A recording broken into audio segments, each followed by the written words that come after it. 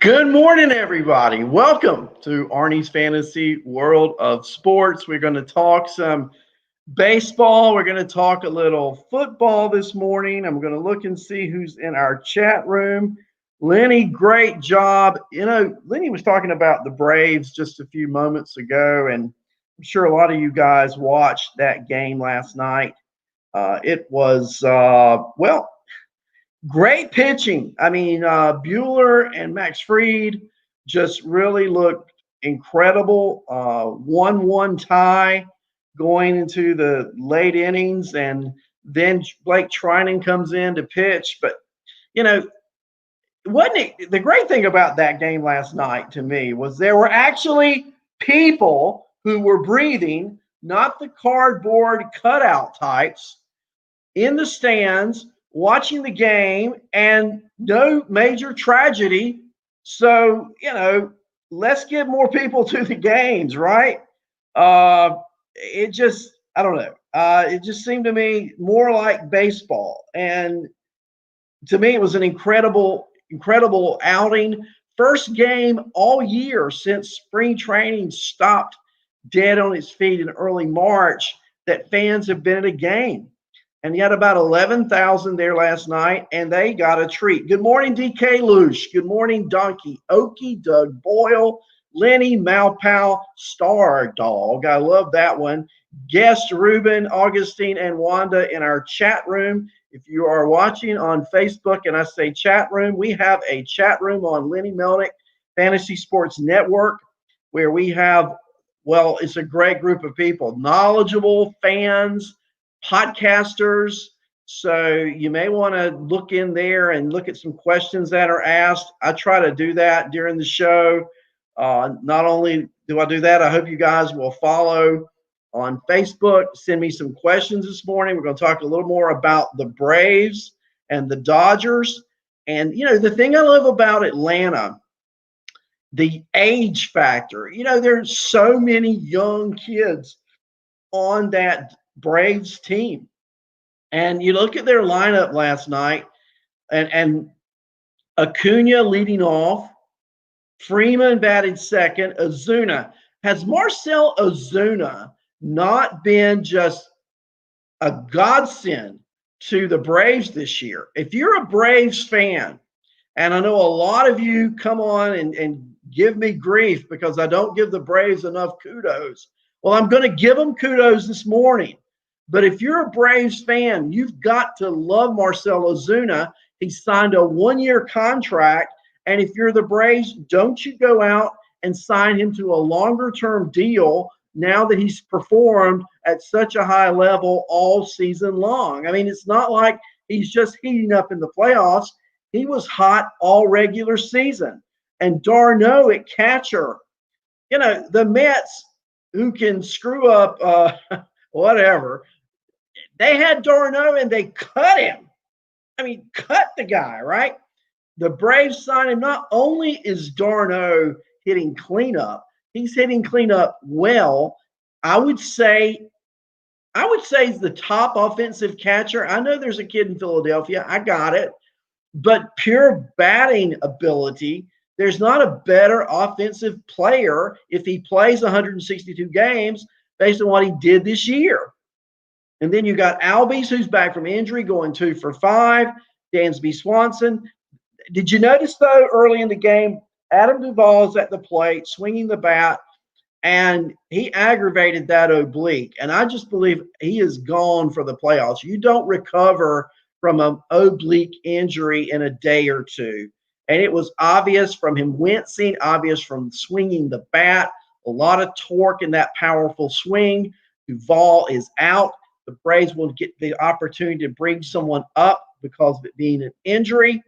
But the play of the game was in the 9th inning when 9th place hitter Austin Riley, who had struck out twice and had left 3 men on base during the game and had not looked good doing any of that, he's up against Blake Trinan and he homers, putting the Braves ahead 2-1. They go on to score more than that. They had 5. They had 4 more. Ozzie Albies 2-run homer, and that was a bomb, let me tell you.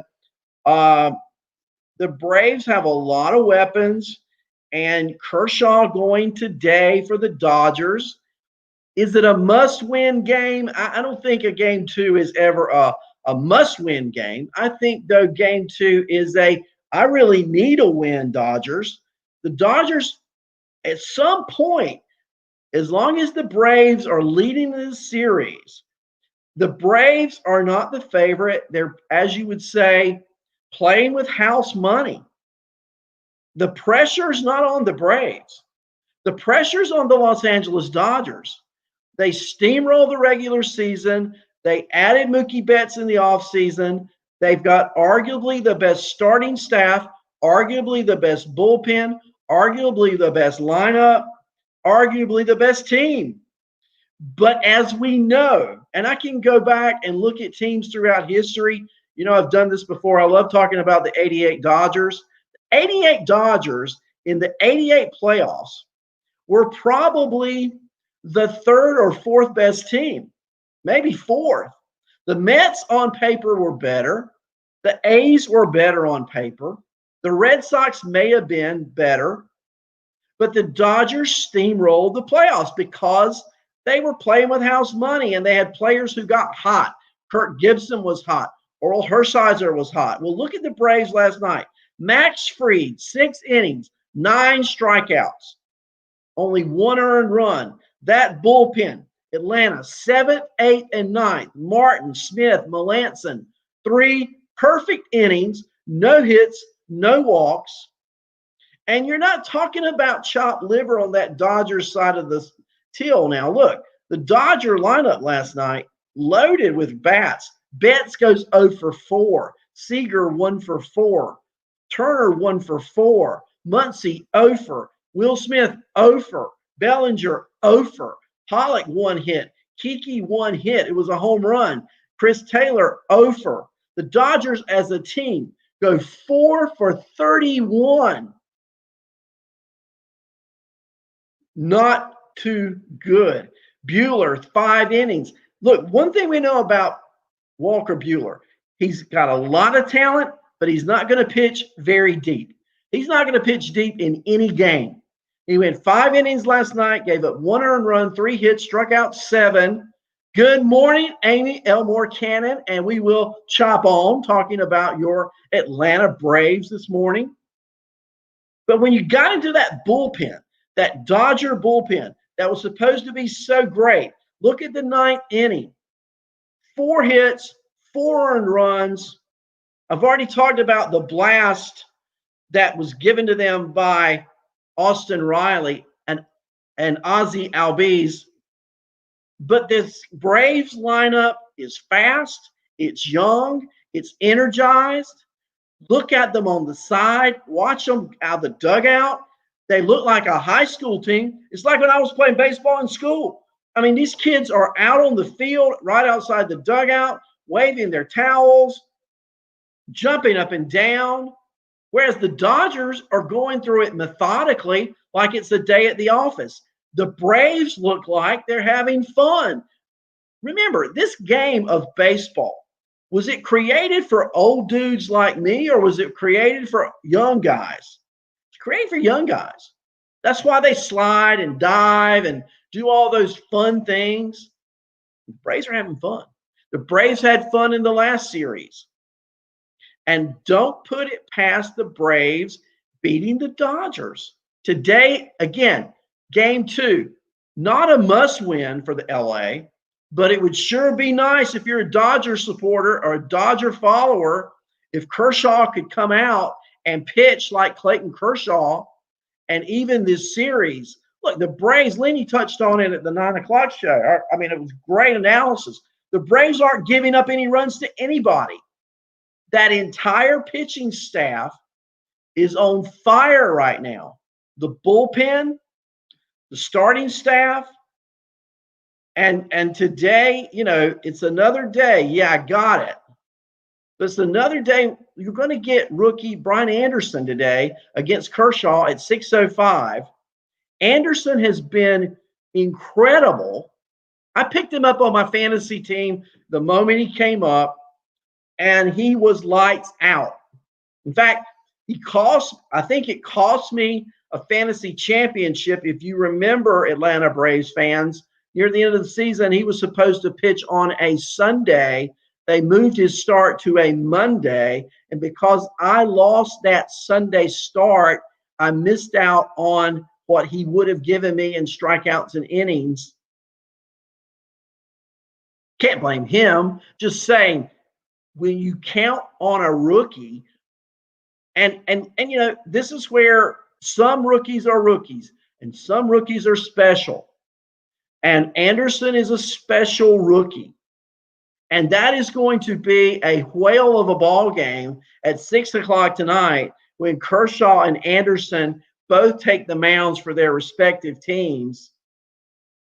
And if Atlanta goes up 2-0 on the Dodgers, Game 3 is a must-win for LA. You cannot go down 3-0. It's only been done once. And I don't think you want to go down that path if you're the Dodgers this year. Amy says they're fun to watch, and the 7, 8, 9 spots can hurt. Look, that's what killed it last night. You're exactly right, Amy. If Austin Riley doesn't hit the home run, it was almost like as soon as Riley hit that home run, the can had been opened. And the players reacted. It was like a tension buster. You know, it's like you need that person to tell that one joke or to say that one thing or to get that one hit or to, in this case, get that big home run. And Riley did it in the most clutch of ways. Now, do I think Riley is the best player on the team? No. He's in the 9-hole hitting. He may move some to the outfield now that we had that injury last night of Duvall. But Atlanta is resilient. Let's look at that Astro-Rays situation for just a moment. 4-2 yesterday. Now Tampa leads that series 2-0. Manny Margot, big home run early in that game. He hit a 2-run homer with 2 out in the first, 3-0 off McCullers right to start with. Game over. Game over. And today, and look, Tampa only got 4 hits. Okay, Zunino homers. Do you remember Steve Yeager with the Dodgers? Yeager used to hit about 210, 220 during the regular season, but you let those Dodgers make the playoffs, and Yeager becomes a hitter. Zunino's the same way. He's our modern-day Steve Yeager. Bats 9th, homered again. Margot, 3-run homer. And what about my boy, Arizarena? 2 for 4 again. I mean, now, those are the only hits. Tampa got 4 hits all game long. But when you score 4 runs on the 4 hits, and look what they did to Houston. Houston got 10 hits. Other than Bregman, every starter got at least 1 hit. But they scattered them. The Ray bullpen and starters scattered them. Now, McCullers was not helped by Altuve's throwing error in the first inning because that led to 3 unearned runs on the Margot home run. If you look at McCullers' line, it's pretty good. 7 innings, 4 hits, 1 earned run, no walks, 11 strikeouts, but he gave up 2 homers. And the 3-run homer that was unearned was his Waterloo. The Rays pitching, again, just timely pitching. Morton goes 5 shutout innings, and then the bullpen comes in. Fairbanks gives up a run, pitches 2 innings, strikes out 3. One of those was a home run. Luke gets the hold. 2/3 of an innings, a hit. Thompson, 1/3 of an inning. Anderson, not sharp, getting a save, but he gave up 3 hits, 1 earned run, 2 walks. But Houston could not cash in late. So is today a must-win for Houston? You better believe it is. You've got Yarborough, a lefty, going for Tampa. You've got Urquidy going for Houston. That game first pitch is 8:40 p.m. So the Brave-Dodger game will probably be in about the 7th inning when the Astro game starts at 8:40. That must see stuff. I'm telling you, it's going to be a great day for baseball. You know, for all of the way Major League Baseball handled COVID, it's turning out pretty well. And I love seeing the fans. I wish that they had scheduled the American League games somewhere other than California. I mean, that was, to me, the only mistake they've made, because if you don't play those games in California, you need to have fans in the stands for the playoffs. Great idea in the National League. Great idea to have the World Series there so people can go to the World Series. But that's where they dropped the ball, Major League Baseball. You should not have scheduled baseball games in a venue where fans could not go. And yet in the National League, you allow fans to go. Not good. Not good. Can you imagine the fans who would love to go see Tampa and the Astros if that game also were in Texas, or if that game were in Florida, or in a state where fans could get in and watch the game? It would have been a great thing for baseball. Today's going to be a great day. Guys, I want to thank you for being with me this morning. It's always a pleasure to be here on Lenny Melnick Fantasy Sports. I'll be back with you again on Thursday right here on Arnie's Fantasy World of Sports.